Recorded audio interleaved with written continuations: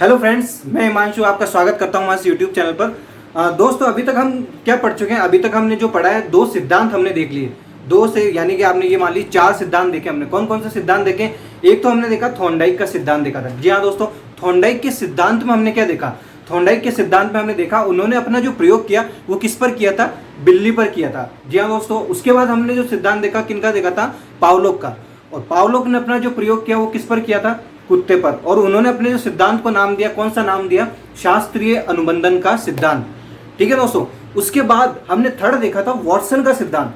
और वॉटसन ने जो प्रयोग किया था वो मालूम है आपको, 11 माह के अपने पुत्र पर किया था। ठीक है, अल्बर्ट जिनका नाम था। और उन्होंने भी शास्त्रीय अनुबंधन का सिद्धांत दिया था।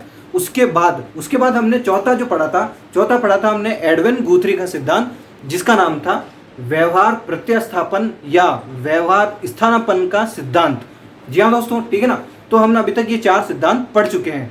आज हम पांचवा जो इस वीडियो के अंदर चर्चा करेंगे, पांचवा जो सिद्धांत है वह सिद्धांत है आपका स्किनर का सिद्धांत। जी हाँ दोस्तों, किसका सिद्धांत है वो? आपका स्किनर का सिद्धांत। स्किनर का सिद्धांत। तो इसके अंदर जो हम पढ़ेंगे तो इसके अंदर हम देखेंगे कि स्किनर ने जो सिद्धांत दिया और उन्होंने अपना जो प्रयोग किया वो किस पर किया, और इस प्रयोग के बाद उन्होंने अपना क्या सिद्धांत दिया, मतलब क्या निष्कर्ष निकला और क्या निहितार्थ निकला, वो हम इसके स्किनर की सिद्धांत पढ़ने के बाद जानेंगे। ठीक है ना। देखिए, एक्चुअल में स्किनर का जो सिद्धांत है, इसके जो सिद्धांत के नाम है, इनके सिद्धांत के क्या क्या नाम है ये देखते हैं। देखो, सबसे पहले तो हम देखते हैं स्किनर का फुल फॉर्म, मतलब स्किनर का पूरा नाम क्या था। स्किनर का नाम था ब्यूरहस फ्रेडरिक स्किनर। ठीक है दोस्तों, ये स्किनर का पूरा नाम था। ठीक है, अब इन्होंने, ये एक वैज्ञानिक थे, अमेरिकी के वैज्ञानिक थे। कहाँ के वैज्ञानिक थे? ये अमेरिका के वैज्ञानिक थे, एक अमेरिकी वैज्ञानिक थे। ठीक है ना। इसके बाद इन्होंने अपना जो सिद्धांत दिया, वो सिद्धांत कब दिया था? इन्होंने अपना सिद्धांत दिया 1938 में अपना सिद्धांत दिया था। और कौन सी बुक के अंदर दिया? इन्होंने बुक में दिया था। उस बुक का नाम क्या है? दो बुक है। ठीक है ना दोस्तों, कौन सी बुक है? दो बुक है। उसके अंदर से एक बुक कौन सी है? देखिए, पहली है beyond freedom and dignity. Beyond freedom and dignity. ठीक है ना, एक बुक का नाम है आपका बियॉन्ड फ्रीडम एंड डिग्निटी। और दूसरे बुक का नाम क्या है आपके? दूसरे बुक का नाम है आपका द बिहेवियर ऑफ ऑर्गेनिज्म। ठीक है, इन्होंने ये दो पुस्तक लिखी थी। कौन कौन सी? 1938 के अंदर इन्होंने दो बुक लिखी, the beyond freedom and dignity, और सेकंड लिखी इन्होंने द बिहेवियर ऑफ ऑर्गेनिज्म। ठीक है ना दोस्तों। इसके बाद अपने इस बुक के जो बुक लिखी, इसके बाद इनके जो सिद्धांत थे, उन सिद्धांत को उन्होंने क्या क्या नाम दिया वो देखते हैं। देखो, इन्होंने इस सिद्धांत का नाम दिया, इनको मिटा रहा हूं मैं, ठीक है ना। इन्होंने जो अपना सिद्धांत दिया तो इनके सिद्धांत के अलग अलग नाम है। देखिए क्या क्या नाम है। एक तो इनके सिद्धांत को बोलते हैं सबसे पहले तो आरएस थ्योरी। ठीक है ना, आरएस थ्योरी। ठीक है, आरएस थ्योरी यानी कि रेस्पॉन्स और स्टिमुलस इनका नाम है। ठीक है ना। दूसरा सबसे मेन मोस्ट इंपॉर्टेंट, ठीक है ना, मोस्ट इंपॉर्टेंट, इसको आप कर लीजिए। मोस्ट इंपॉर्टेंट ये है क्योंकि ये कई बार इस नाम से क्वेश्चन आता है। क्या क्या क्वेश्चन आता है? क्रिया प्रसूत अनुबंधन का सिद्धांत। क्रिया प्रसूत अनुबंधन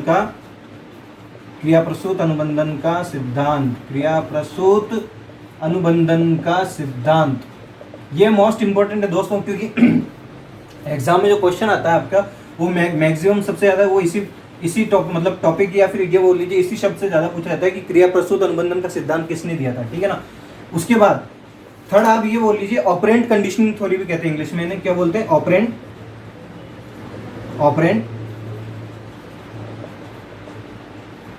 ऑपरेंट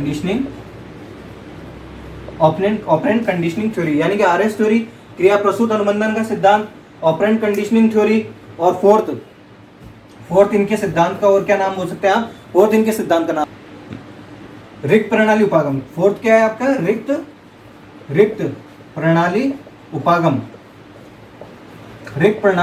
ठीक है ना दोस्तों। उसके बाद फिफ्थ नैमित्तिक थ्योरी, यानी कि नैमित्तिक अधिगम का सिद्धांत। नैमित्तिक अधिगम। दोस्तों देखो क्या है कि अब इसके एक एक इन्होंने जो नाम दिया ना, वो नाम कैसे कैसे दिए, तो उसके बारे में एक एक के बारे में डिटेल में चर्चा करेंगे इसी वीडियो के अंदर, है ना। दोस्तों अगर आपको ये वीडियो लंबा लगता है तो आप क्या करिए, सब जो मैंने आपको हमेशा बोलता हूँ, क्या करिए आप 1.25 या 1.5 पर इसका जो मल्टीप्लायर है उसके ऊपर आप चलाकर इसको आप जल्दी देख सकते हैं। इससे क्या है कि आपके समय की बचत होगी, ठीक है ना। तो अब जो नाम दिया कौन कौन से दिए, आरएस थ्योरी, क्रिया प्रसूत अनुबंधन का सिद्धांत, ऑपरेंट कंडीशनिंग, जिसमें मेन सबसे ज्यादा आपका इंपॉर्टेंट क्या है, क्रिया प्रसूत अनुबंधन का सिद्धांत। उसके बाद ऑपरेंट कंडीशनिंग थ्योरी, रिक्त प्रणाली उपागम का सिद्धांत और नैमित्तिक अधिगम का सिद्धांत। ये 5 इन सिद्धांतों के इनके नाम थे टोटल, ठीक है ना। अब इनका जो सिद्धांत है वो कहता क्या है, ठीक है ना, वो देखते हैं। देखो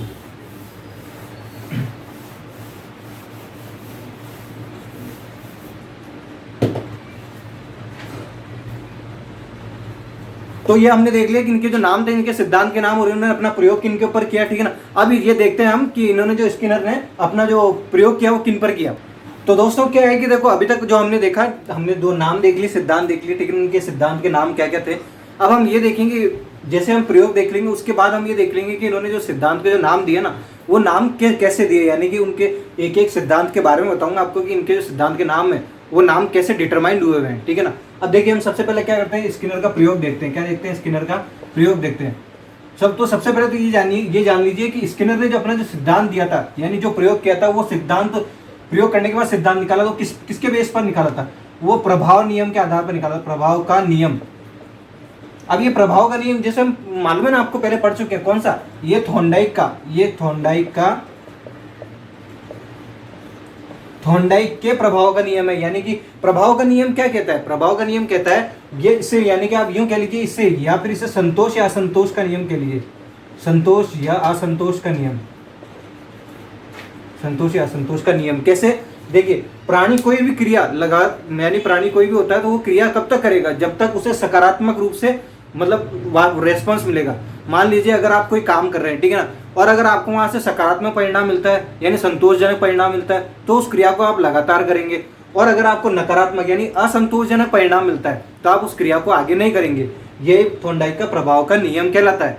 तो थॉर्नडाइक के प्रभाव के नियम के आधार पर स्किनर ने अपना सिद्धांत दिया था, उसी के आधार पर इन्होंने अपना प्रयोग किया, ठीक है ना। स्किनर ने प्रयोग क्या किया, स्किनर ने जो प्रयोग किए थे वो किस पर किए थे, एक चूहे पर किया प्लस एक कबूतर पे किया, ठीक है ना। एक चूहे पर और एक कबूतर पे स्किनर ने अपना प्रयोग किया। तो हम जो प्रयोग देखेंगे वो किस पर देखेंगे, चूहे पर प्रयोग देखेंगे, ठीक है ना। चूहे पर प्रयोग क्या किया, स्किनर ने क्या किया, एक पिंजरा लिया, ठीक है ना। ये पिंजरा मान लिया आप, स्किनर ने एक पिंजरा लिया, यहाँ पर एक गेट लगा हुआ था, और ये देख लीजिए ऊपर जो पिंजरा जो होता है इसके यहाँ दीवार है ना, यहाँ पिंजरे की दीवार पर एक प्लेट रखी हुई थी। क्या रखी हुई थी, एक प्लेट, और प्लेट में रखा हुआ था कुछ भोजन, ठीक है ना। अब ये क्या है कि इस प्लेट का जो कनेक्शन था ना, वो यहाँ पर एक, ये देख लीजिए कि यहाँ से ये जा रहा है एक लीवर, और यहाँ पर एक लीवर लगा हुआ था। क्या लगा हुआ था, एक लीवर, यहाँ देख लीजिए आप लीवर। अब क्या होता था कि जो चूहा था ना वो भूखा था, बिल्कुल क्या था, कैसा था, भूखा था। अब चूहे को क्या किया इन्होंने, ये यहाँ पर चूहा देख लिया जैसा भी बना है, ठीक है ना। ये चूहा क्या करता था, बहुत भूखा था, तो ये लगातार क्या करा, जब इसको भूख लगती थी तो ये इतनी बार हाथ पांव मारता था, मतलब ये देख लीजिए इतनी बार प्रयास किए इसने, इतने प्रयास किए कि जो भी दीवार मिलती पिंजरे की उसके ऊपर बार बार अपने पंजे मारता था। अब हुआ क्या, इतने सारे लगातार प्रयास करने के बाद गलती से इसका पाँव किस पर आता है, लीवर के ऊपर आता है, ठीक है ना।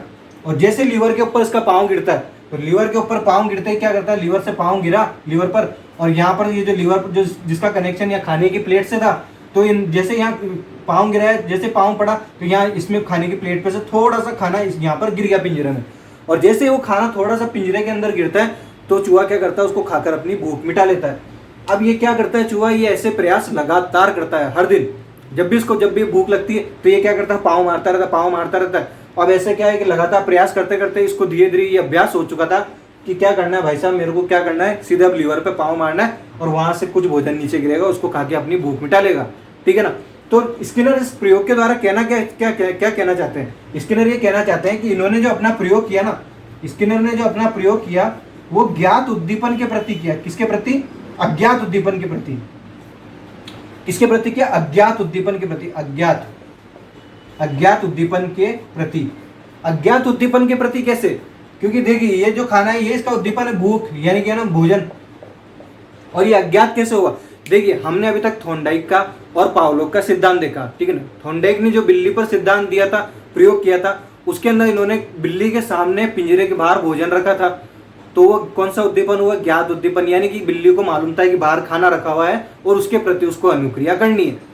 वहीं आप ये देख लीजिए पावलोक का जो सिद्धांत था, पावलोक ने भी जो कुत्ते को भूख लगती थी तो कुत्ते के जो पिंजरे के बाहर भोजन रखा था और कुत्ते को ये मालूम था कि उसको उसके प्रति अनुक्रिया करनी है, ठीक है ना। यानी दोनों की जो अनुक्रियाएं हैं वो ज्ञात उद्दीपन के प्रति थी, जबकि स्किनर ने जो अपना प्रयोग दिया था वो किसके प्रति दिया, अज्ञात उद्दीपन के प्रति। यानी कि चूहे को पहले से नहीं पता था कि ऊपर यहाँ भोजन रखा हुआ है, वो तो क्या हुआ, गलती से इसका पाँव गिरा लीवर पे, ऊपर से प्लेट पे से, ये बोलते हैं ना कि आसमान से टपका खजूर में अटका, बस वही वाला हिसाब है कि यहाँ से प्लेट से खाना गिरा, नीचे खाना गिरा और इसने कुछ खाना खाया और अपनी भूख मिटा ली।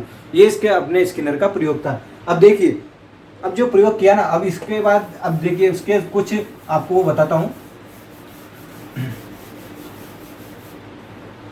अब देखिए हुआ क्या, स्किनर ने अपना प्रयोग दे दिया चूहे पर, ठीक है ना, वो खाना गिरा, खाना खा लिया। यानी कि स्किनर क्या कहते हैं, स्किनर कहते हैं कि इन्होंने जो थॉर्नडाइक का और पावलोक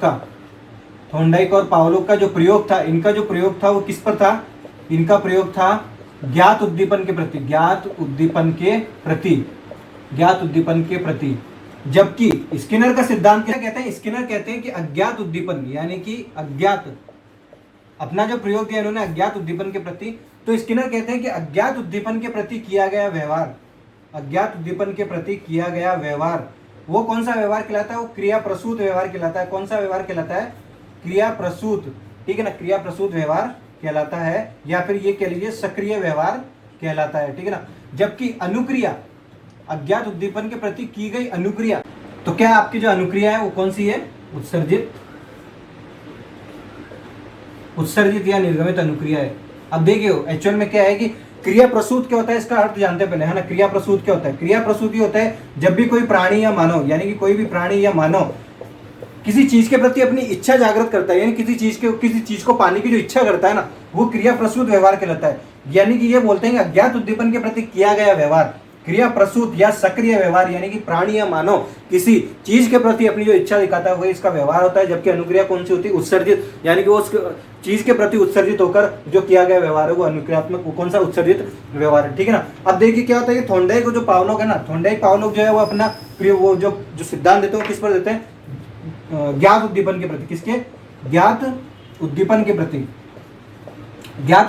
प्रति। अब ज्ञात उद्दीपन के प्रति जो देते हैं ना, ये बोलते हैं, ये दो तरह से देते हैं। ये बोलते हैं ज्ञात उद्दीपन के प्रति किया गया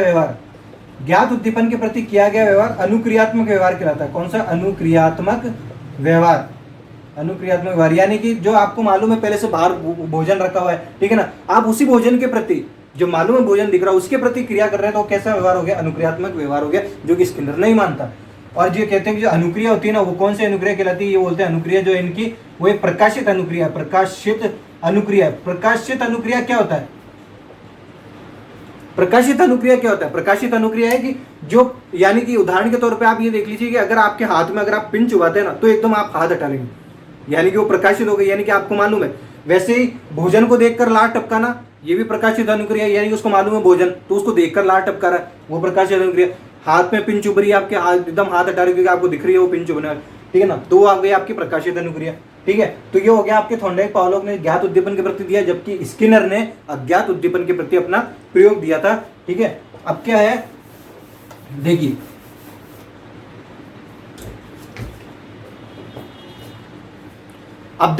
स्किनर क्या कहता है, स्किनर ये अपने प्रयोग करने के बाद, ठीक है ना, और इसके बाद ये निष्कर्ष निकालते हैं, ये निष्कर्ष ये बोलते हैं अपने सिद्धांत में कि कोई भी प्राणी जो है अपनी जो क्रिया है, यानी जो उसकी जो भी व्यवहार है, उसका जो व्यवहार है वो किस पर निर्भर करता है, वो किस पर करता है, ये निर्भर करता है उसके परिणामों पर। किस पर निर्भर करता है, परिणामों पर निर्भर करता है। कैसे करता है, मान लीजिए अगर कोई भी प्राणी लगातार कोई अनुक्रिया कर रहा है, यानी कोई व्यवहार कर रहा है, तो अगर उसका जो परिणाम अगर सकारात्मक होगा, परिणाम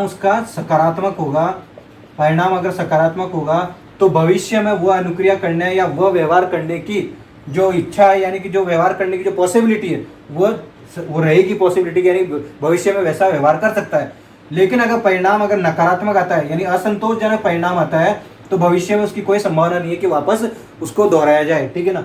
यानी कि ये कह लीजिए कि स्किनर का जो सिद्धांत था वो थॉर्नडाइक के प्रभाव के नियम पर आधारित था, ठीक है। उसके बाद ये होता है कि इनके ये जो बोलने के बाद ये कहते हैं कि भाई साहब की जो जो परिणाम है वो सकारात्मक या नकारात्मक जो बोलते हैं। इसके बाद ये कहते हैं कि अगर प्राणी को, अगर मान लो कोई प्राणी है, अगर उसे भविष्य में, जैसे कि मान लीजिए उसका कोई व्यवहार है, ठीक है ना, उसके व्यवहार को अगर भविष्य में आप पुनर्बलित यानी भविष्य में उसे आप मोटिवेट कर देते हैं किसी प्रति के प्रति, यानी किसी भी अनुक्रिया के प्रति उसको मतलब कोई व्यवहार करने के लिए उसे मोटिवेट करते हैं, तो ये पूरी संभावना है कि भविष्य में उस तरह की क्रिया वापस दोहराई जाए।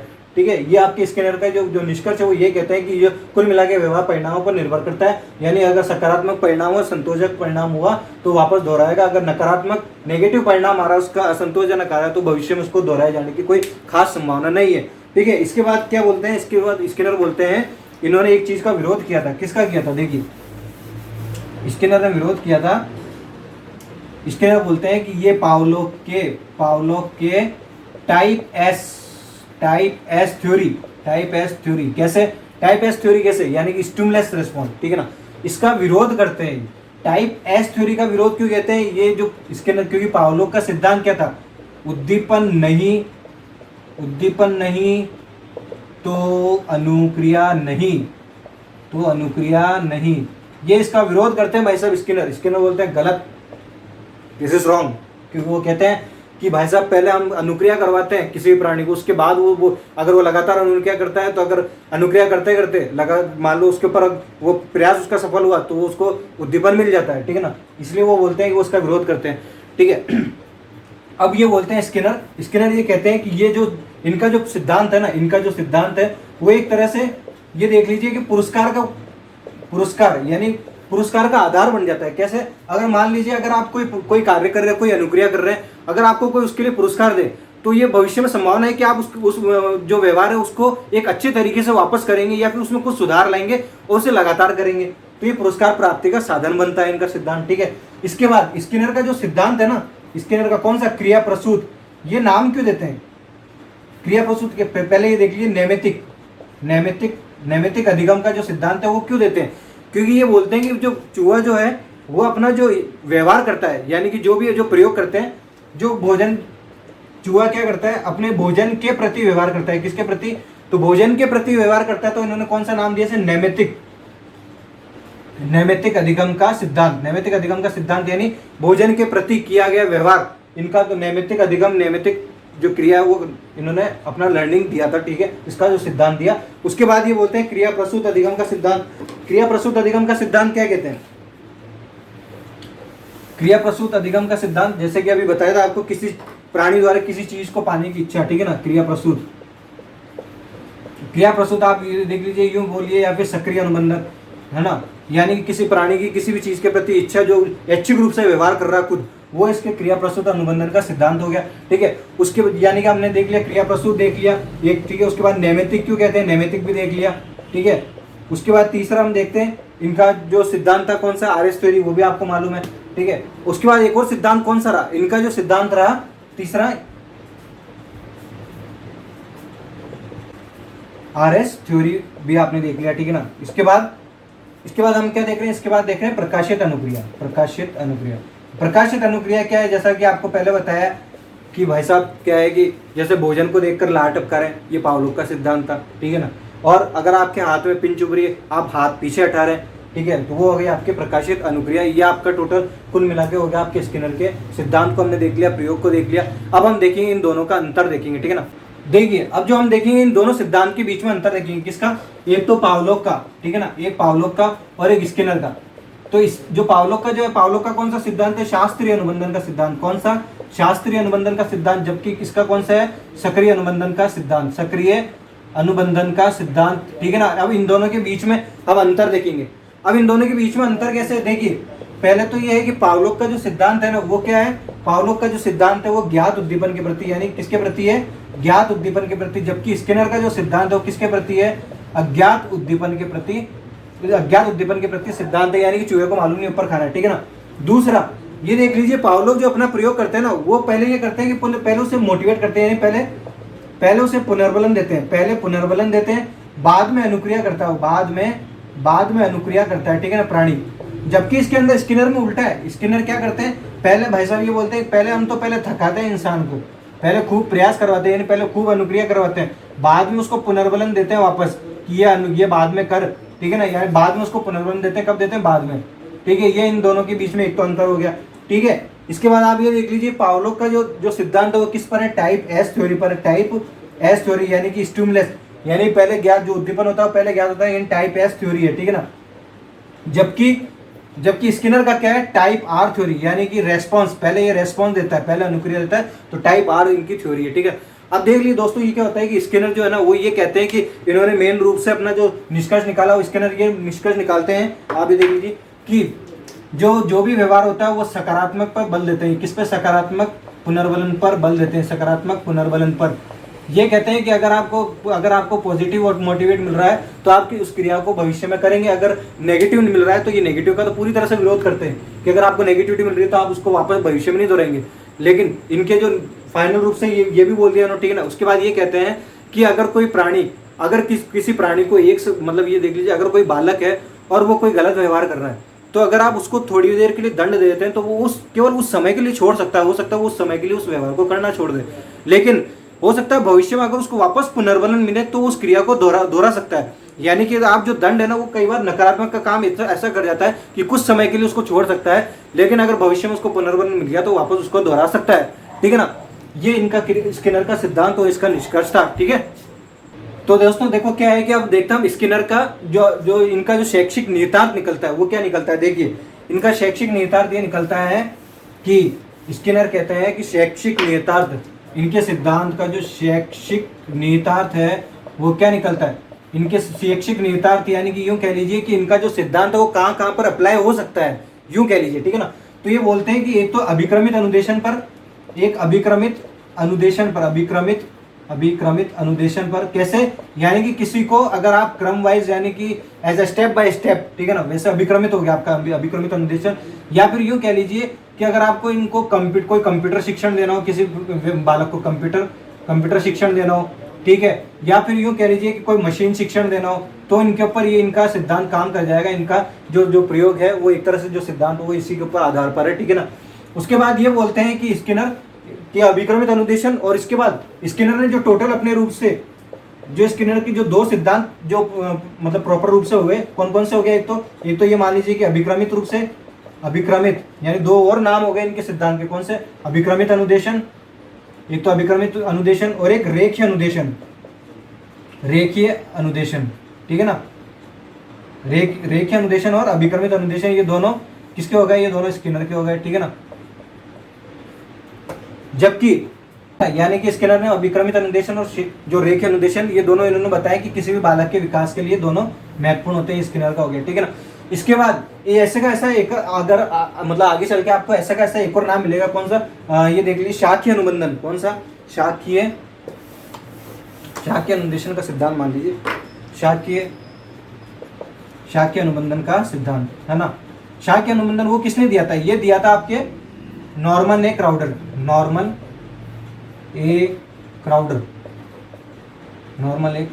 कब दिया था, 1960 में दिया था, 1960 में, ये आप आगे जाके पढ़ेंगे, ठीक है ना। तो दोस्तों इसी के अंदर है ना एक व्यक्ति आते हैं जो शैक्षिक निहितार्थ के अंदर एक परिभाषा देते हैं जिनका नाम है हेगन एंड हॉस। वह क्या परिभाषा देते हैं, वह ये परिभाषा देते हैं कि एक्चुअल में इंसान वही होता है, मतलब वही होता है जो जिसके लिए उसको मोटिवेट किया जाता है, जिस व्यवहार के लिए उसको मोटिवेट किया जाता है वही उसका व्यक्तित्व होता है और वही एक्चुअल में वो खुद होता है, ठीक है ना। ये बोलते हैं हेगन, यानी कि किसी भी व्यक्ति का व्यक्तित्व क्या है, जिसके लिए उसको प्रोत्साहित किया जाता है या जिसके लिए उसको मोटिवेट किया जाता है वही उसका एक्चुअल में व्यक्तित्व होता है, यानी उसकी पर्सनैलिटी होती है, ये कहते हैं। तो दोस्तों आज इस वाले वीडियो के अंदर हमने स्किनर का जो सिद्धांत देखा वो देखा, प्रयोग इन्होंने अपने एक चूहे पर किया था और कबूतर पे इनका प्रयोग वही था कि जैसे इन्होंने चूहे पर किया वैसे कबूतर पे करते हैं। कबूतर एक पिंजरे में बंद होता है और वहां पर एक डोर लगी होती है जो और अंधेरा होता है, तो जैसे वो डोर को खींचता है अंधेरे से तो उसको ध्यान नहीं होता है कि डोर कहाँ लगी हुई है, अंधेरा तो वैसे ही रहता है, बल्ब लगा हुआ नहीं रहता है, ठीक है। जैसे वो डोर को खींचता है तो उसके वो खाना आता है कुछ, उसको खा के चला जाता है, ठीक है ना, अपनी भूख मिटाता है। ऐसे ही चूहे पर प्रयोग किया, तो चूहे और कबूतर दो प्रयोग किए। उसके बाद हमने प्रयोग के बाद हमने देख लिया इन दोनों के सिद्धांत के अंतर देख लिए, ठीक है। उसके बाद हमने शैक्षिक निहितार्थ देख लिया कि इनका जो प्रयोग का निष्कर्ष है, और शैक्षिक निहितार्थ यानी कि जो शिक्षण रूप में इनका प्रयोग कहाँ पर एप्लीकेबल होता है, ठीक है दोस्तों। अगर वीडियो पसंद आया तो आप लाइक कीजिए, शेयर कीजिए, मिलता है आपसे नेक्स्ट वीडियो में, धन्यवाद दोस्तों।